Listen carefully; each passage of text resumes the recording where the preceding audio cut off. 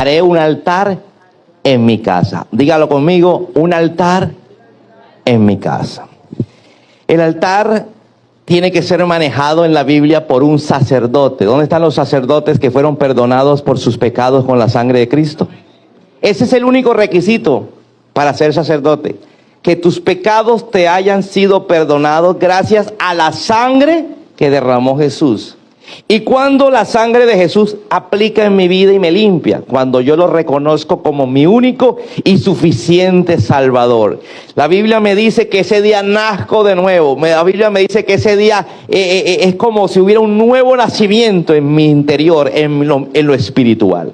Entonces, si tú naciste de nuevo, tú eres sacerdote, tal vez no has ejercido la profesión de sacerdote o el oficio de sacerdote, eso es otra cosa. Pero hoy el Señor quiere animarte a que hagas un altar en tu casa. Y un altar es el lugar donde las personas se acercaban a Dios. Era el lugar donde a través de la sangre del Cordero los pecados le eran perdonados, porque lo que rompe la relación con Dios es el pecado. Por eso tenemos que estar constantemente arrepintiéndonos de nuestros pecados. Nunca le creas a alguien que dice, yo ya no peco. Dile que está a tu lado, yo todavía peco. Generalmente un religioso te va a salir con el cuento que él no peca. ¿Sí? Los pecados muchas veces son de acción, pero también son de omisión, o también son en el pensamiento. El mismo Jesús dijo, si codicias a la mujer ajena ya adulteraste. Entonces, generalmente nosotros vivimos una vida de falsedad. ¿Cómo así?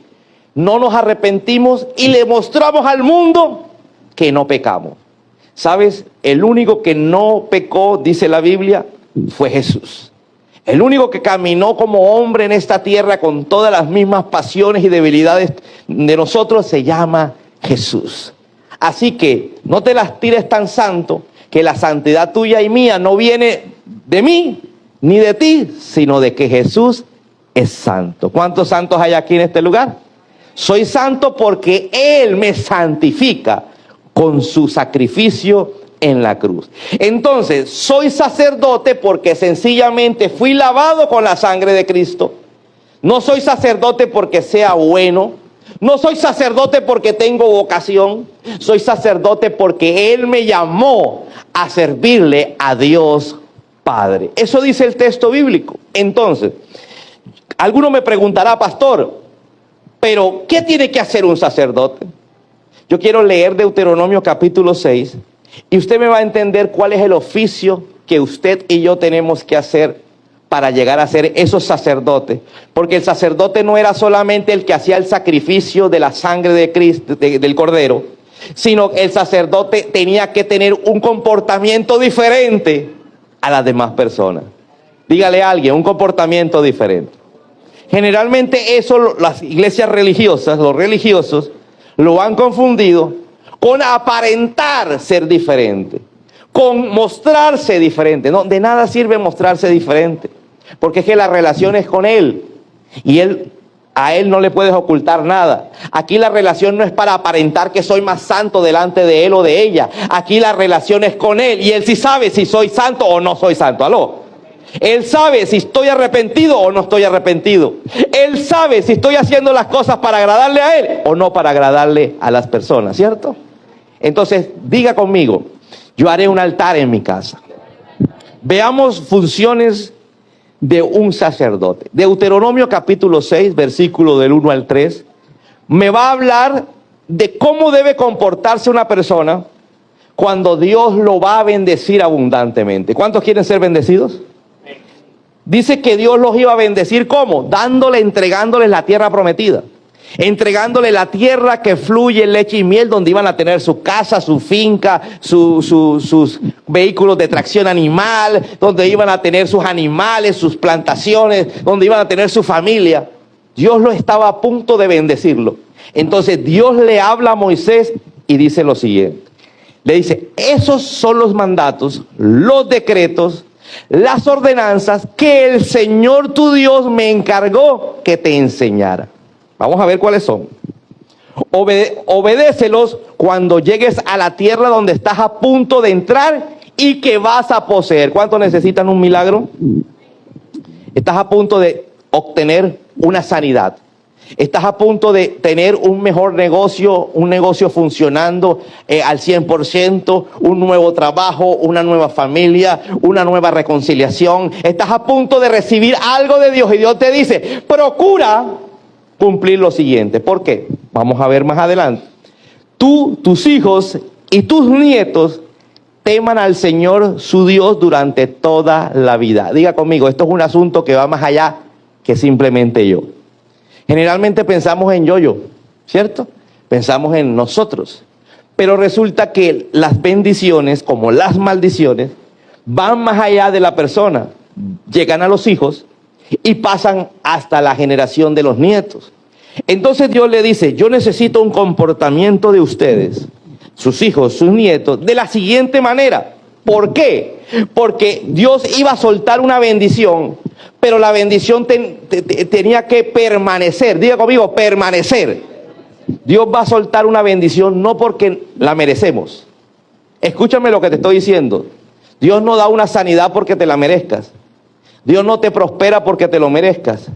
Dios no te salva el matrimonio porque te lo merezcas. Dios te da tu bendición porque simplemente se lo prometió a 3 personas, a Abraham, a Isaac y a Jacob. Pero el que permanezca el milagro en mí, ese sí es mi responsabilidad.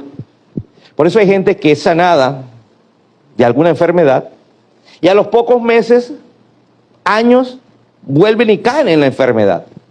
Porque una cosa es que Dios te dé por gloria, por bendición, porque Él quiere el milagro, y otra cosa es mantener el milagro. Dios puede soltarte una bendición económica, pero tú puedes no mantener la bendición económica. Dios puede restaurar tu hogar. Después de que ya estaba, vuelven y nacen el amor, resurge el perdón, pero qué difícil es mantenerlo. Y es allá donde Dios quiere hablarnos hoy, de cómo mantener las bendiciones. ¿Cuántos quieren mantener las bendiciones? Lo difícil no es llegar, lo difícil es mantenerse, dice la gente. Entonces, vamos a continuar con la lectura. Si obedeces todos los decretos, los mandatos del Señor, disfrutarás de una larga vida. ¿Cuántos quieren una placentera y larga vida? Hay gente que tiene larga vida y está enferma. Se quieren morir y no se mueren. Hay gente que tiene una larga vida y tiene una escasez que, mejor dicho, quisieran estar mejor muertos. Pero el Señor te promete que si cumples decretos, leyes que Él va a establecer aquí, en lo que vamos a leer, dice que nos va a dar una larga vida. Escucha con atención. Y alguno me dirá, pastor, pero ahí dice pueblo de Israel. La Biblia dice que todas las promesas del pueblo de Israel son para aquellos que hemos creído en Jesucristo. ¿Habrá alguien aquí que ha creído en Jesucristo? Entonces esas mismas promesas se vuelven automáticamente para ti y para mí. Así que escucha, iglesia Abraham, casa Abraham, y asegúrate de obedecer. Diga conmigo, escucha y obedece. ¿Cuál es el problema de tus hijos? Que ni escuchan ni obedecen. ¿Y cuál es el problema de los hijos de Dios? Que ni escuchamos ni obedecemos. Entonces todo te saldrá bien. ¿Cuántos quieren que todo les salga bien? Dios dice, escucha y obedece. Y tendrás muchos hijos en la tierra donde fluye la leche y la miel, tal como el Señor Dios de tus antepasados te lo prometió. Entonces dice el texto bíblico de la siguiente manera. Escucha, Abraham CBI, el Señor es nuestro Dios solamente. Aquí viene el primer decreto, el primer mandato, solo Dios. Diga conmigo, solo Dios. No hay más.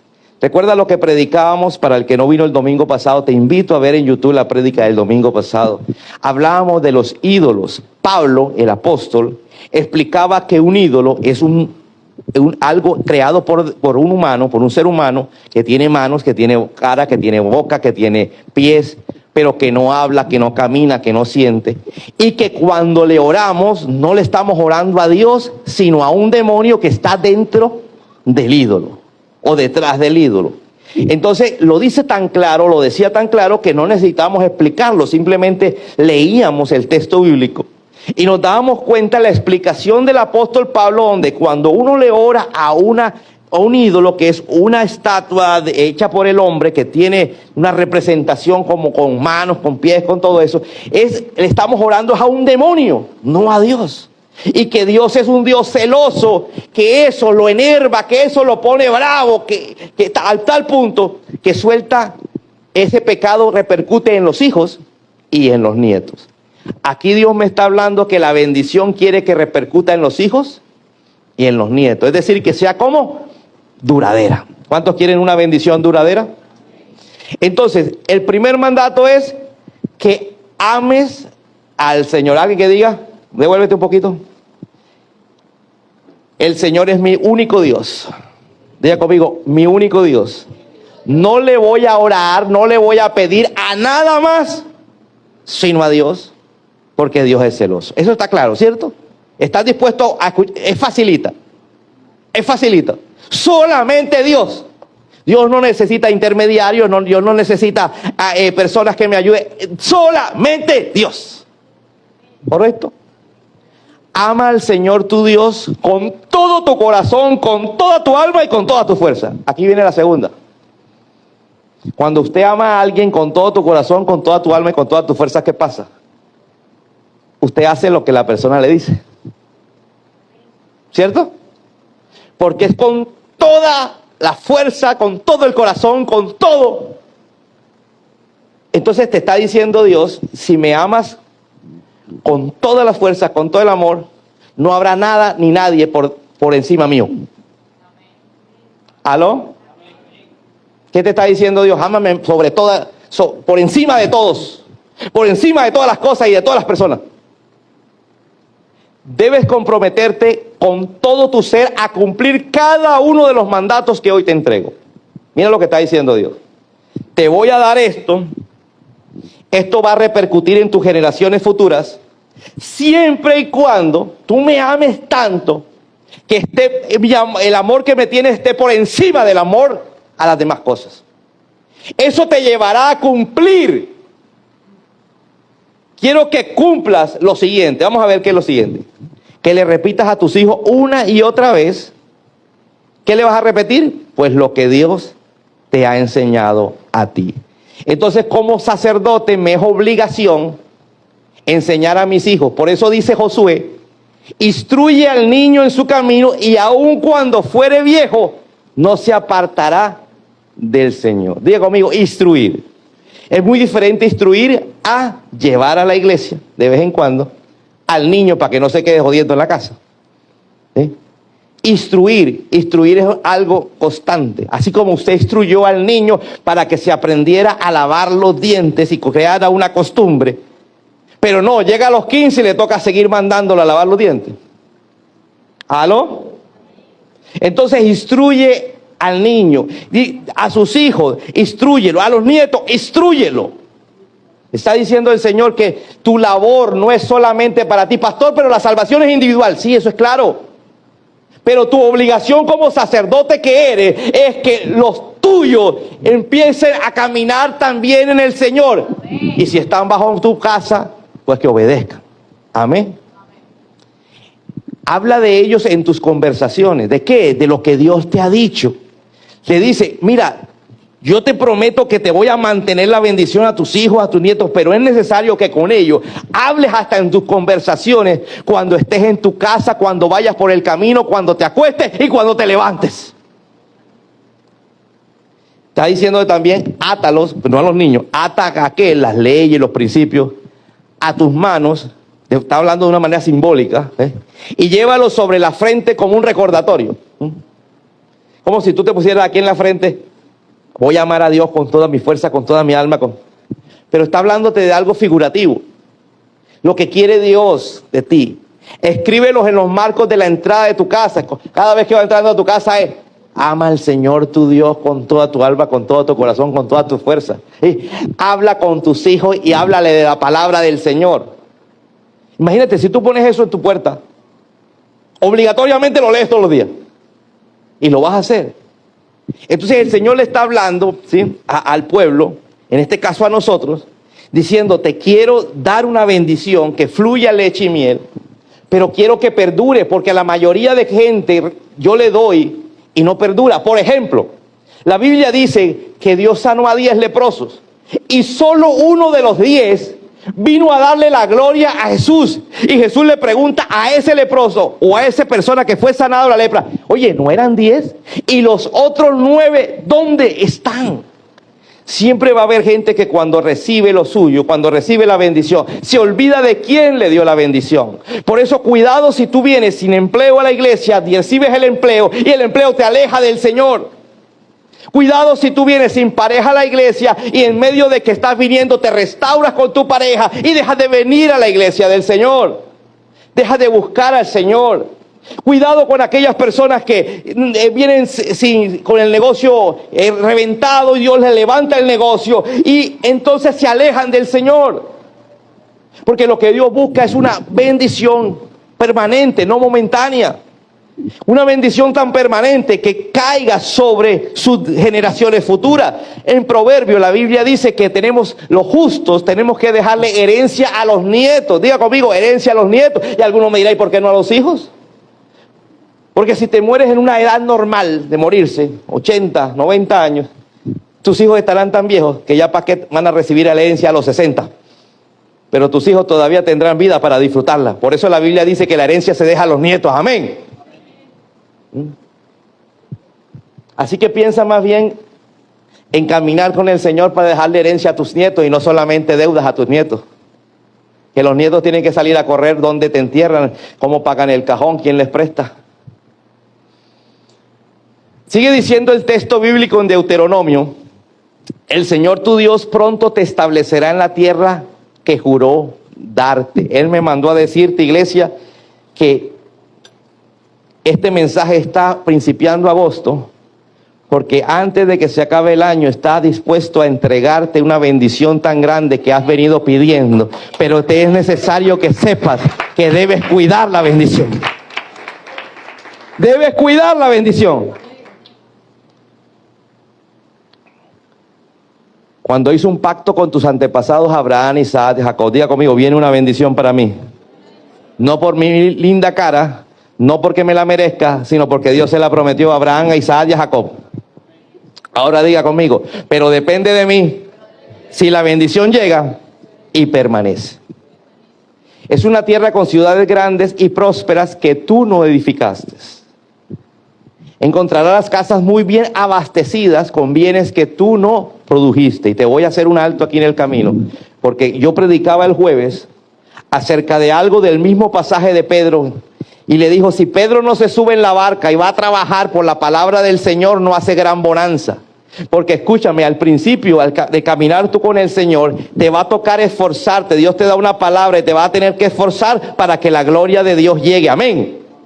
Y si Pedro no va a pescar y no le pide ayuda a la otra barca, no es capaz de sacar tanta abundancia. Pero quiero decirte algo, cuando tú obedeces al Señor en estos mandatos que te estoy diciendo, no solamente Dios te va a dar palabra para que te esfuerces, sino también vas a recibir cosas que ni siquiera te has esforzado por tenerlas. Como por ejemplo le estaba diciendo a esta gente, te voy a dar casa que ni siquiera tú la compraste. Te voy a dar, vamos a leerlo desde el principio. Encontrar las casas muy bien abastecidas. Diga conmigo, abastecidas. ¿Eso qué es? Cama, nevera, televisor, internet. Con bienes que tú no produjiste. ¿Aló? Pedro lo tuvo que producir. ¿Cómo? Tengo que ir a trabajar en base a la palabra y hizo gran bonanza. Pero llegará el momento de caminar con el Señor, que la gloria será tanta que vas a empezar a recibir cosas que ni siquiera te has esforzado por ellas.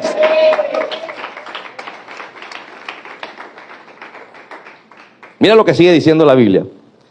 Sacarás agua de cisternas que no cavaste, y comerás de viñedos y olivares que no plantaste.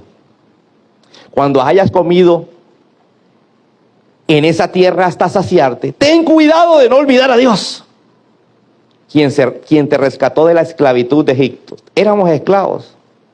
¿Esclavos de qué, pastor? Yo no estuve en Egipto. Tú ni yo estuvimos en Egipto, ni fuimos esclavos en Egipto, pero sí fuimos esclavos de pecado. La Biblia dice que el pecado me hace esclavo y lo que me hace libre es la sangre de Jesús. Así que fuimos esclavos y la paga del pecado es muerte, es escasez, es enfermedad. Fuimos esclavos de enfermedades, fuimos esclavos de muerte, fuimos esclavos de problemas y Dios nos ha librado de todos ellos. Amén. Teme al Señor tu Dios. Vuelve y dice, creo que lo hemos leído en varias ocasiones, teme al Señor tu Dios y sírvele a Él. Alguien que diga, tengo que temerle a Dios. Voy a dar un ejemplo de qué es temerle a Dios. Veamos a Dios como papá. Cuando un niño le teme a papá y papá le dice, vamos a poner mamá le dice, me tiendes la cama. La niña o el niño sabe que hay que tender la cama porque si no mamá me regaña. ¿Cierto? Y la segunda vez no me va a regañar, sino me va a pegar. Entonces temerle a Dios es porque la amo a la mamá. No es hacerlo por miedo, es amo a la mamá, respeto a la mamá y obedezco a la mamá. Eso es temer a un padre. Quiero ir a la definición de qué es temor a Dios para poder entender qué nos está pidiendo Dios, porque Dios nos está pidiendo que le tengamos temor a Él.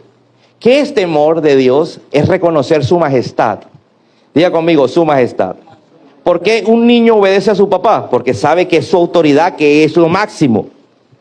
Usted no puede obedecer a un Dios que no lo ve como Dios. Usted solamente obedecerá a un Dios cuando lo vea como su majestad, como el Todopoderoso, su poder, su santidad. Amén. Cuando lo vea como Él es, usted va a obedecerlo. ¿Estamos o no estamos? Si usted va en la calle y usted ve a un indigente que le dice, por allá. Pero ve una autoridad vestida de tránsito que le dice por allá, usted le hace caso al que tiene el uniforme de autoridad porque le dice por allá. Entonces te pregunto, ¿usted ve a Dios como autoridad? Solamente verá a Dios como autoridad aquel que ha visto su grandeza, su poder, ha visto su santidad, ha caminado con Él. Porque un hijo, ¿por qué? Usted no ve que los niños nacen y van creciendo y su papá es el héroe, ¿cierto? El único héroe, el papá solamente es héroe para el niño pequeño. Porque ya cuando son grandes ya los hijos ni lo quieren ver. Pero cuando son pequeñitos, 4, 5, 6, 7 años, todavía tú eres el héroe. Para la mamá, tú eres el villano, pero para el hijo, tú eres el héroe. ¿Cierto? ¿Cuántos están de acuerdo conmigo? ¿Cierto? Entonces, escúchame. Ves al papá como el héroe. Confías en él. Mi hijo tiene algo. Yo abro la puerta de la camioneta y él se tira. Yo lo agarro así por el aire y lo bajo. Yo digo, este niño tiene tanta confianza. Entonces, o sea, tirarse de allá, se dan las narices y hasta le llegó la nariz. Pero yo abro y él se tira. Porque confía en que papá lo va a agarrar. ¿Me estás entendiendo? Cuando tú eres capaz de confiar en tu papá celestial, es porque tú sabes que Él es majestuoso, que Él es grande, que Él no va a fallar. ¿Cuántos creen en ese Dios? Entonces tú empiezas a temer es cuando tú ves la majestad de Dios, su poder, su santidad, a la vez que se toma la decisión de vivir una vida agradable a Él. Los niños pequeños quieren agradar a los papás. Los adolescentes no, pero los pequeños sí. Entonces mira lo que te está diciendo. Temor a Dios es cuando tú tomas la decisión de porque tú ves que tu papá es lo máximo, es grande, es poderoso. Entonces tú vas a agradarle a tu papá. ¿Cuántos quieren agradarle a tu papito? Dile, papito, ojalá te esté agradando. Quien teme a Dios escoge obedecerle, sometiéndose a Él y repudiando el pecado. Diga conmigo, repudiando el pecado. ¿Se acuerda lo que dijo Jesús? Que Jesús repudia al pecado, no al pecador. Dios ama al pecador, pero repudia el pecado que hace el pecador. Lo hace por amor, por respeto al Dios Todopoderoso. Una cosa es el temor porque miércoles, si no hasta bala me coge el papá. No, una cosa es el obedecer por amor, por respeto, Y ese es el temor a Dios. Obedecerlo porque te enamoraste de Él. Amén. Sigue diciendo el texto bíblico: teme al Señor su Dios, tu Dios, y sírvele a Él. Cuando ya yo tengo temor de Dios, es decir, lo obedezco porque lo amo, el siguiente paso es servirle. Papá, ¿y qué hago? Tengo que hacer algo por ti. Yo no sé cuántos me están entendiendo. Empiezas a sentir la necesidad de servirle a Él, de agradarle a Él con lo que hago. Hacer las cosas que son para Él. Empiezas tú a agradarte en que alguien sea edificado por lo que tú le dices. Empiezas tú a agradarte porque empiezas a orar por un enfermo y el enfermo se sana y tú sabes que no se sanó por ti, sino por tu papá. No sé si me estás entendiendo. Entonces tú sabes que esa persona va a quedar agradecida con tu papá, con Dios. Y tú te sientes satisfecho porque ahora hay alguien más que confía en tu papá. Cuando hagas un juramento, hazlo únicamente en su nombre. Diga conmigo: voy a jurar solo en el nombre de Dios. No puedo jurar en el nombre de mi mamá. Eso es lo que está diciendo ahí. No puedo jurar en nombre de mis ojos. Que te juro por lo que más quiero. Lo único que más quiere, según lo que Dios dijo ahí, era Él. Porque si hay otra persona por encima de Él, olvídate que vas a recibir de Él una bendición constante. Amén. No rindas culto a ninguno de los dioses de las naciones vecinas.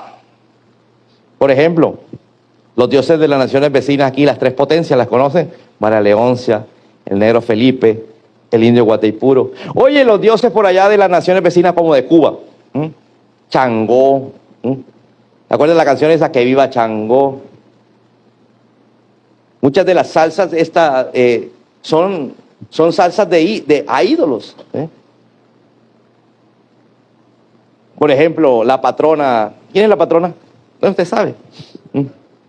¿Cierto? Entonces, porque el Señor tu Dios, quien vive en medio de ti, es Dios celoso. ¿Aló? ¿Cuántos tienen una mujer celosa? Ahora imagínense un Dios celoso. ¿Soy yo o no? ¿O no hay nada? Se encenderá en su enojo contra ti y te borrará de la faz de la tierra. No pondrás a prueba al Señor tu Dios como cuando te quejaste contra Él en masa. Diga conmigo: poner a prueba a Dios es cuando yo me quejo. Ejemplo, usted ve que los hijos dicen: tú no me quieres. Bueno, ¿y yo qué hice? No me trajiste el juguete. Empieza a quejarse. Eso es quejarse. Y dice Dios que cuando empiezas a quejarte contra Él, lo estás poniendo a prueba. Porque eso es lo que está haciendo un niño realmente. ¿Para qué? Para poner a prueba al papá y decir: no me quieres. Mi niño me dice: me traje el dinosaurio. No te lo voy a traer hasta que no te portes bien. Te dije que 4 caritas felices igual a un dinosaurio. Llevas 3 tristes. ¿Qué días le pusieron una carita triste en el examen? No, en una actividad que estaba haciendo. No porque no la hizo mal, sino porque no la quería hacer. Por estar jugando. Entonces la profesora le pone la carita triste y él viene y se la pone feliz. Entonces la profesora se la pilló y le puso una carita más grande, triste. Entonces él llenó toda la hoja de caritas felices. Y cuando llega dice: mira, caritas felices. Igual a dinosaurio. Esas caritas eran tristes y tú, además de que ganaste la carita triste, me estás diciendo mentiras. Eso no me gusta, le dije. Porque me estás diciendo mentiras.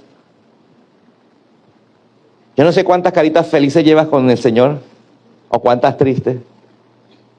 Pero Dios quiere darte una bendición duradera, no momentánea. La gente recibe bendiciones momentáneas. ¿Por qué? Porque Dios está en la obligación, por ser Dios, de bendecirte, de sanarte, de prosperarte, de transformarte. ¿Aló? ¿Por qué? Porque se lo prometió allá a Jacob, a Abraham y a Isaac. Y toda persona que es creyente en el Señor, que fueron lavados por la sangre de Cristo, Dios está obligado a bendecirlo, pero no a mantener la bendición. ¿Aló? Es como si un padre dijera, estoy obligado a llevarte hasta el bachillerato. Pero dependiendo tu forma de estudiar, tus notas, te meto en la universidad. ¿Cierto? Porque si te hizo perdió 3 veces sexto, 5 veces octavo, ¿para qué pierdo la plata en la universidad? ¿Aló? Vas a aparecer una de estas personas que están en la Universidad del Atlántico ya como 50 semestres.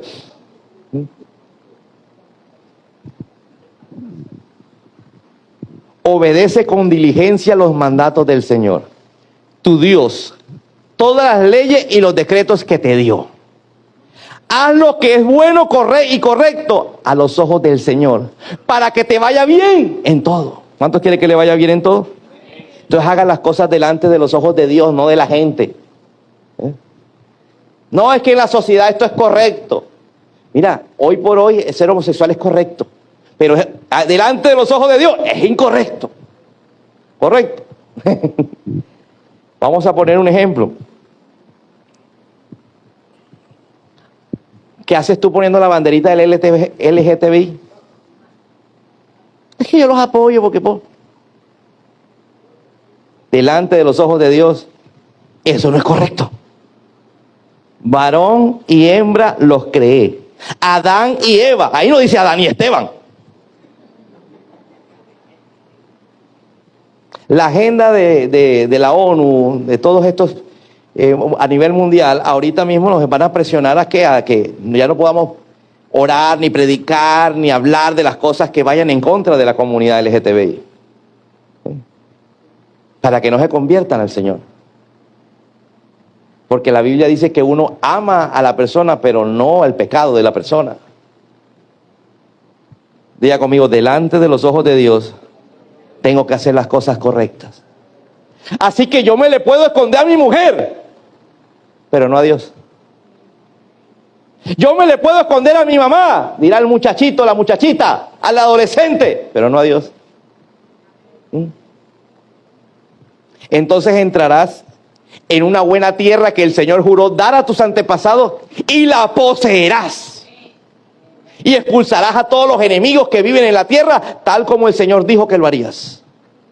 En el futuro tus hijos te preguntarán, ¿qué significa esas leyes? ¿Cuáles? Es la que está pegada en la pared, en la puerta. ¿Te acuerdas que te estaba diciendo eso?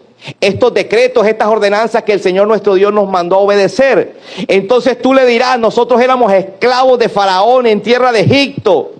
Pero el Señor nos sacó de Egipto con su mano poderosa. Entonces tú le podrás decir a tu hijo, mira, yo era un fracasado y empecé a caminar con el Señor. Y de un momento a otro las cosas empezaron a cambiar. Hoy esta casa que tienes es gracias a Él. Me empezó a bendecir de una manera sobrenatural. Mira, tu mamá y yo ya nos íbamos a separar, no funcionaba. Pero algo pasó, Dios metió su mano. Y permanecemos juntos porque Él está ahora en medio de nosotros. Tendrás que decirle a tus hijos los testimonios de lo que Dios habrá hecho en tu vida. Amén.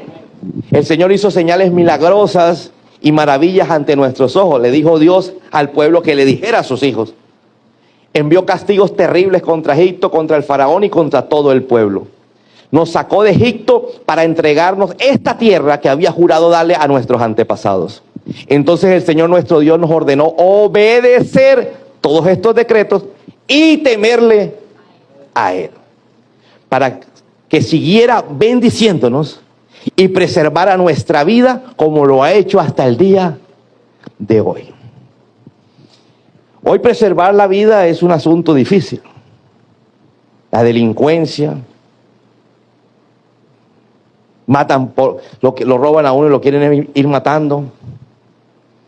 Vas tú nosotros recibimos camiones y tractomulas al menos 1 o 2 veces a la semana, y estas 2 últimas semanas han tenido atraso porque se le están tirando a los camiones para robarlos, para robarle tanto la mercancía como el efectivo que puede llevar el camionero para los peajes y la gasolina.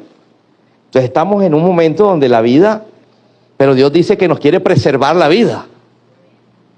¿Cuántos quieren obedecerlo a Él? Por eso es necesario hacer un altar en mi casa. ¿Y sabe quién hace el altar? El sacerdote. ¿Y cómo se comporta el sacerdote? Tal como Te lo acabo de predicar en Deuteronomio. ¿Está dispuesto? No es tan difícil. Ahí no hay 50,000 normas. Ahí no hay 100,000 leyes. Ahí hay una generalidad de lo que Dios quiere de nosotros. ¿Estás dispuesto? ¿Estás dispuesta? Entonces colócate en pie, por favor.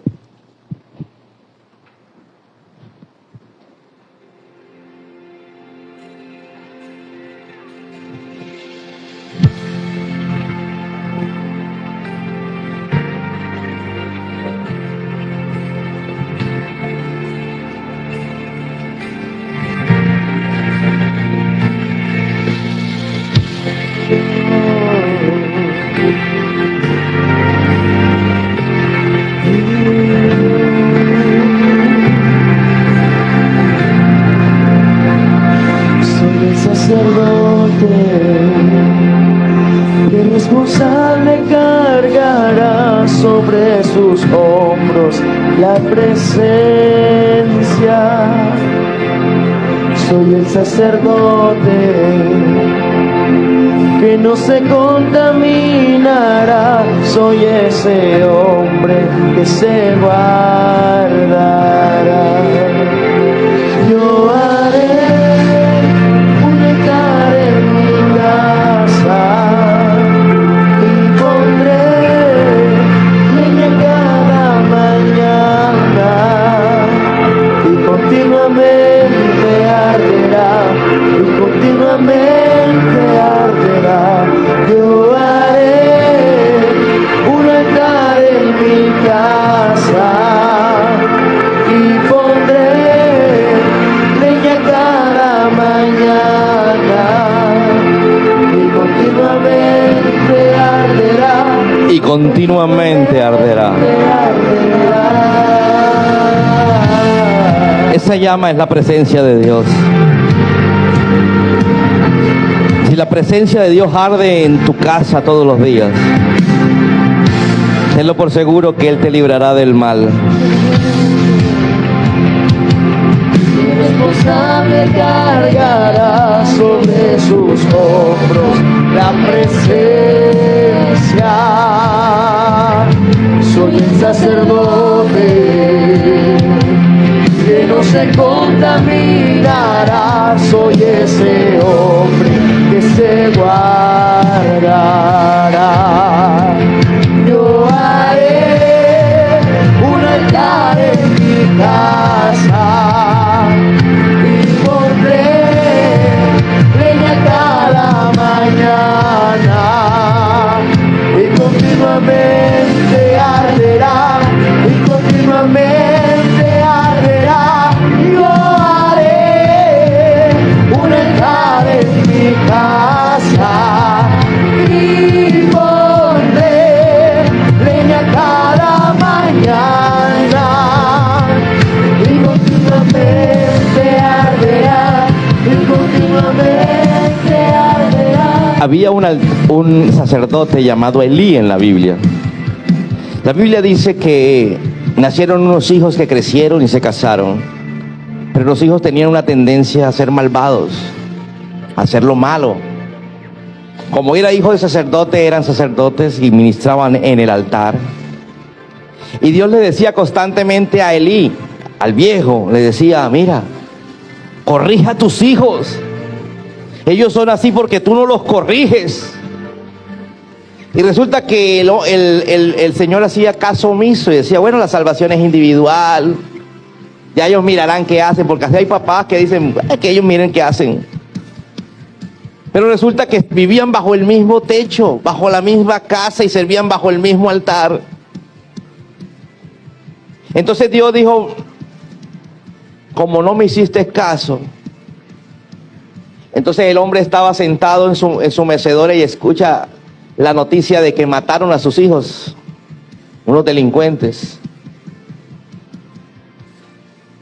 La esposa de uno de sus hijos estaba en ese momento dando a luz y muere en medio del parto. Y alcanza a ponerse y dice que la mujer dice: Icabod, porque la mujer entiende, sabiendo que su esposo había muerto, que su cuñado había muerto, y que su suegro había muerto porque el sacerdote cae de espaldas en la mecedora y se desnuca. Dice, mi hijo se llamará Icabod, porque la gloria de Dios se ha ido. Cuando no somos capaces como sacerdotes de estorbar a aquellos que viven en casa para que no hagan lo malo, vivimos las consecuencias de eso. Así que, señores padres, si ustedes son los sacerdotes de casa y permiten que haya pecado en su casa por sus hijos, usted también acarrea consecuencias. No permita que Dios te bendiga a ti mientras en tu casa hay fornicación de tus hijos con el novio o la novia. Si no eres capaz de ver que tu hijo viene con un borrador ajeno y hacer que lo devuelva, y al día siguiente trajo el sacapunta y la semana entrante un color. Si tú no le estorbas a tus hijos sus malas actitudes, entonces tú igualmente acarreas ese pecado. Tú eres el sacerdote de la casa. Tú eres la persona que va al frente. Así que hoy Dios te está diciendo, quiero bendecirte, hijo, y por eso te digo lo que te estoy diciendo. Porque todo sacerdote estorba el pecado. Si estás en una empresa y ves que están robando, estorba el pecado. No, que eso no es asunto mío. Claro que es asunto tuyo porque eres sacerdote.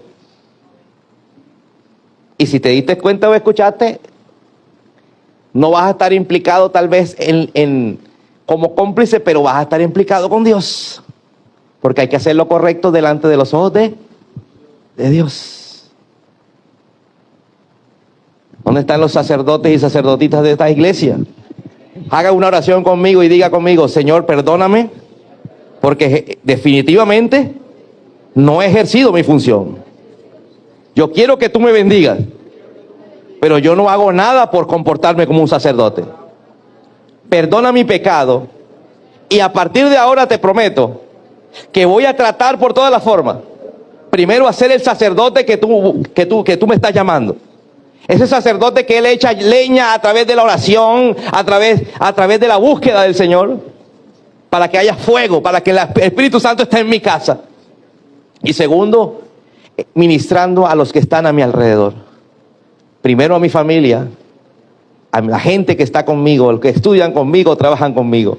En el nombre de Jesús, y la iglesia dice, amén, amén y amén. Denle fuerte un aplauso a nuestro Dios. ¿Cuántos van a hacer un altar en su casa?